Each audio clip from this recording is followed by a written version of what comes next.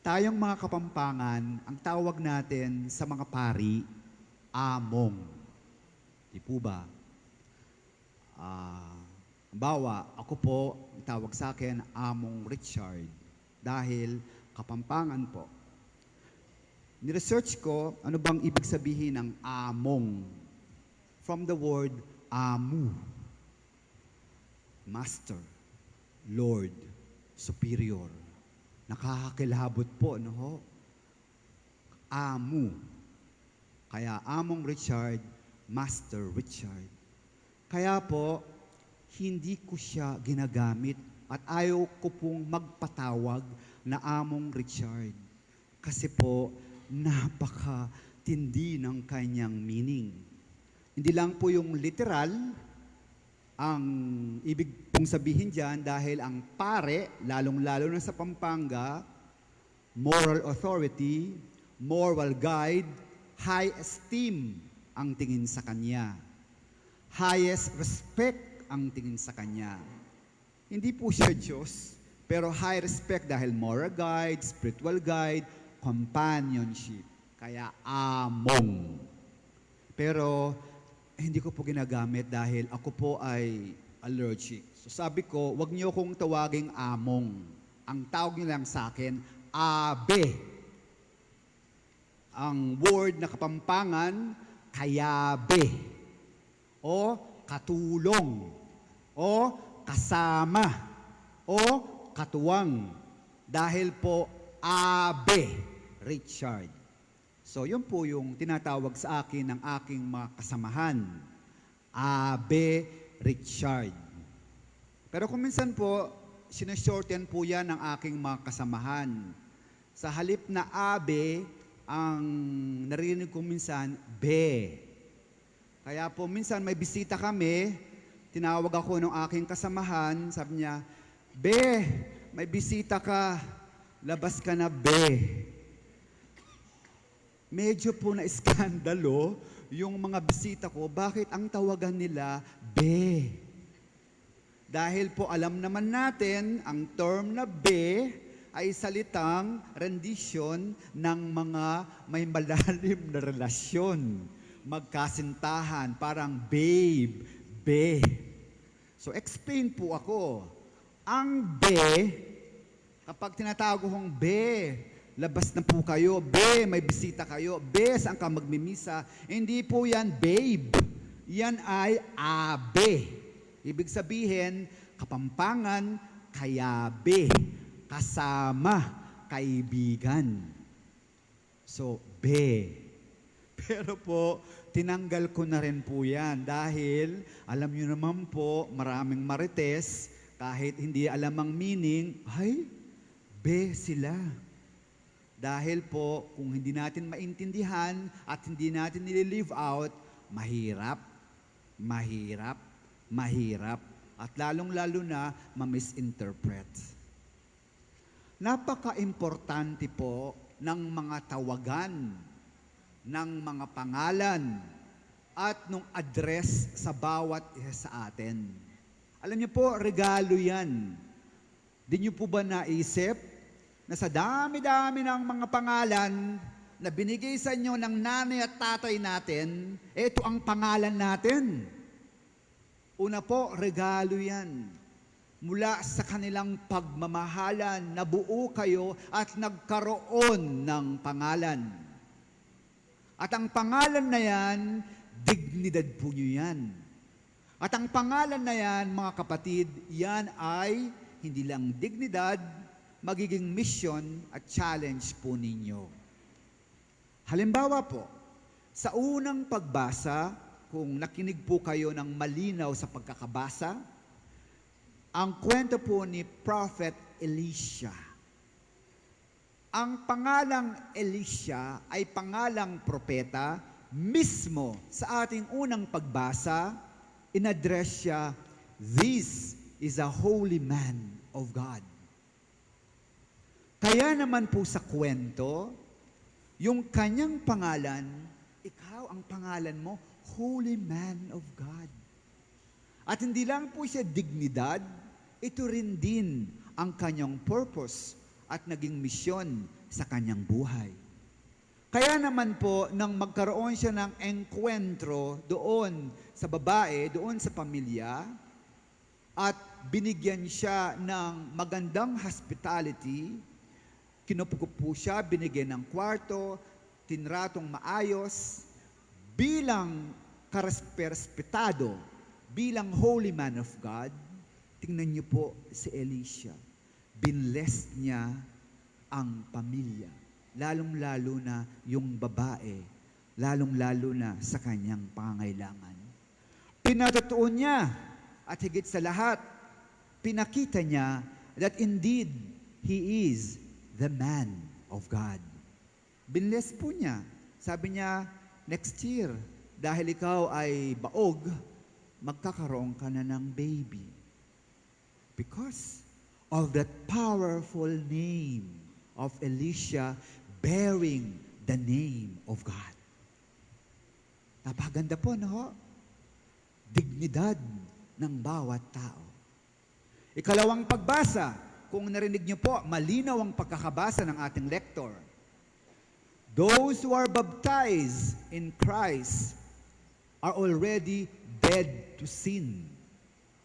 Alam niyo po, tayong mga Katoliko, mga Kristiyano, bawat isa sa atin, hindi lang po kayo binigyan ng pangalan sa inyong birth certificate ni Mama at Papa, kayo din po ay bininyagan. You are baptized. Maaring hindi nyo ngayon masyado pang na-appreciate dahil baby pa tayo, pero ngayon po ma-appreciate nyo kasi napakalinaw dito ang sino mang bininyagan. At tayo po yun. Magkakaroon tayo ng pagkamatay sa kasalanan at tayo ay magiging mga tao ng liwanag ni Kristo. Wala ng kasalanan. Ito po yung pangalan, dignidad na binibigay sa bawat isa atin.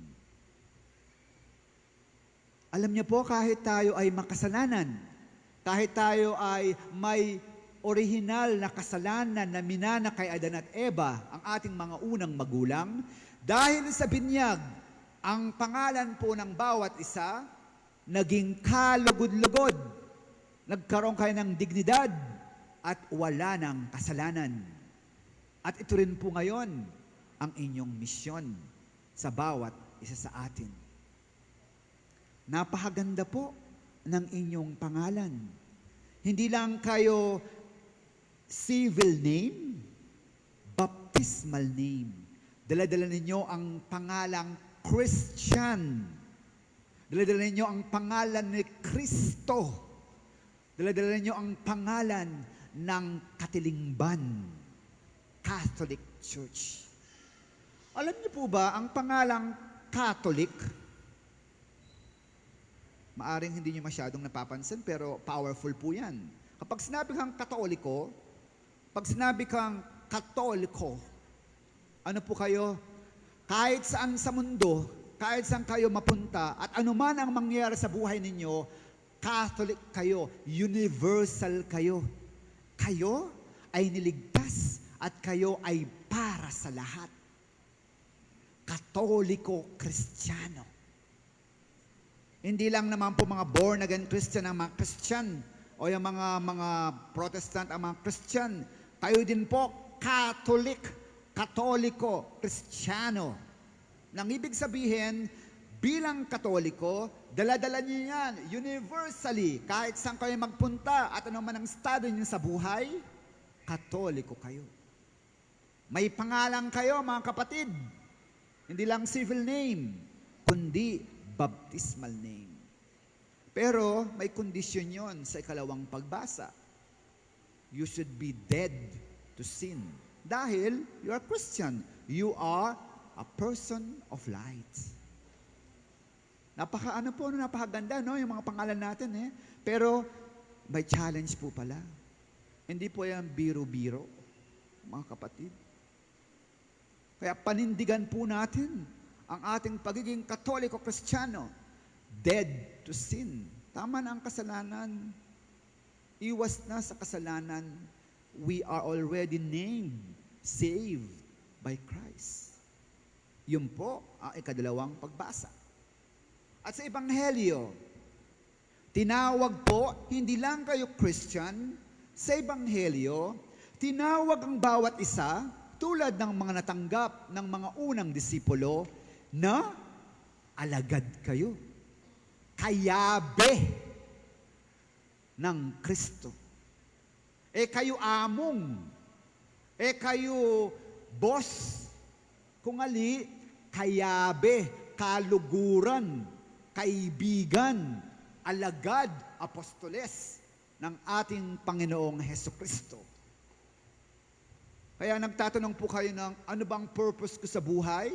Kasi po maraming nadidepress ngayon. Tanggapin po natin. Ngayong mga panahon na to, marami ang depressed. Bakit? Nakakalimutan kasi nila na wala na silang purpose sa buhay. Nalulungkot sila. Kapag may mga pagsubok, wala na akong purpose sa buhay. Kaya na-depress. If you lost the meaning and the sense of purpose in our lives, ang temptations po, depression. Pansinin niyo po yan. Malungkot kayo, mag-self-pity kayo kapag hindi nakikita niyo yung sense of mission, sense of purpose, sense of meaning sa ating buhay. Ngayon, Ebanghelyo, huwag kayong ma-depress. Huwag mawala ng purpose sa buhay. Tinawag kayo hindi lang Christian, kundi kayabe, kasama ni Kristo, alagad ni Kristo. You are called as disciples.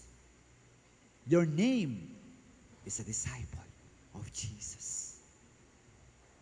Ngayon po, bilang mga disciple ni Jesus, eto ngayon, the name has responsibility. Your calling has a mission and has a challenge. Siyempre, hindi naman po ibibigay din yan na parang libre lang na ganyan. No? May responsibility po. Tandaan po natin, ang lahat ng bagay na nakukuha sa biglaan, sa instant, no? Parang hindi yan sincere. Parang hindi yan magkakaroon ng lalim. Dito sa Ebanghelyo, if you are really a follower of the Lord, if we are really friend of Jesus, kayabe ng Jesus. Here, no? Sabi po niya, whoever loves father or mother more than me is not worthy of me. Whoever loves son or daughter more than me is not worthy of me. And whoever does not take up his cross and follow after me is not worthy of me. Sa unang pandinig, mabigat, atras na tayo. Kasi bawal yatang magmahal ng nanay at tatay. Bawal yatang magmahal ng pamilya. Bawal yatang magmahal ng son or daughter. Kapag ikaw ay kayabe ng Jesus. O kaya, ay may krus, may pagsubok. Actually, sa unang pagbasa, unang sensing ng Ebanghelyo, mahirap po siya. Pero, hindi sinasabi dito na bawal magmahal. Hindi po yun ang gusto ng ating Panginoong Hesukristo. As a disciple of the Lord, as a kayabe ng Jesus, dapat nga po tayo ay perfect, good example sa pagmamahal. Love, love, love is our identity. Love, lugod, charity, amor, ang ating ID as a Catholic Christian. Ang sinasabi lang po dito, whoever loves father or mother more than me, dapat po yung pagmamahal natin nasa lugar. Lahat po ng bagay na wala sa lugar, mahirap po. Ang sinasabi lang ng ating Panginoong Hesukristo dito, hindi bawal ang magmahal. Mahalin niyo po ang nanay, ang tatay, mahalin niyo ang ating mga anak, ang inyong boyfriend, ang inyong girlfriend, ang inyong kapitbahay, ang mga nagpapautang sa atin, mahalin natin. Mahalin po natin. Love, love, love. Pero sinasabi dito, brothers and sisters, your love to God is the priority. Your love to God is number one. Your love to God is the center. Priority, first, center of love.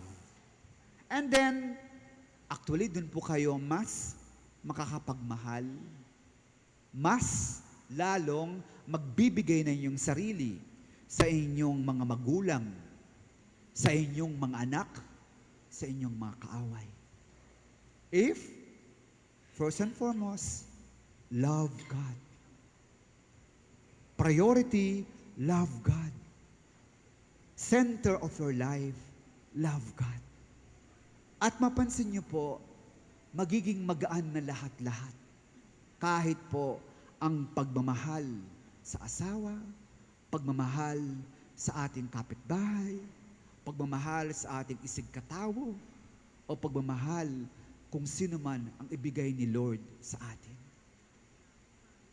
Bilang Kristiyano na dalala ang pangalan ni Hesukristo, love is the first, love is the priority, and love is the center.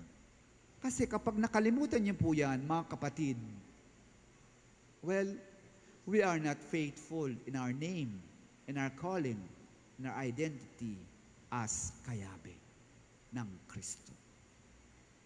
I will end with a final note. Alam niyo po, isa siguro sa pinakamasakit na matanggap ng isang anak, ang makalimutan ang pangalan mo ng iyong nanay. Meron po kasi akong isang kaibigan, umuwi siya galing sa abroad, nagtrabaho po, no? Dahil sa hirap ng buhay, at siya yun ang papadala ng pang-hospital ng nanay, tapos gastusin ng nanay sa pamilya, breadwinner. Tapos po umuwi na siya dahil natapos na po ang kanyang kontrata sa abroad. Sa pag-uwi niya, so nakita niya yung nanay niya, kinumusta niya. Tapos, nung unang magkita sila, ang sabi ng nanay, "Sino ka? Sino ka?" Tapos sabi po nung kapatid niya, "Hindi mo ba siya kilala? Anak mo yung nasa abroad, oh." Nakalimutan ang pangalan ng anak ng kanyang ina. Well, may rason, dementia, matatanggap po yun. Pero after that, bago naman natanggap niya yung condition na yun, ang sakit pala, no? Kapag yung minamahal mo, pag yung taong malapit sa puso mo, nakalimutan ang pangalan mo. Ang sakit pala kapag ikaw ay nagkaroon ng demensya at nakalimutan ang pangalan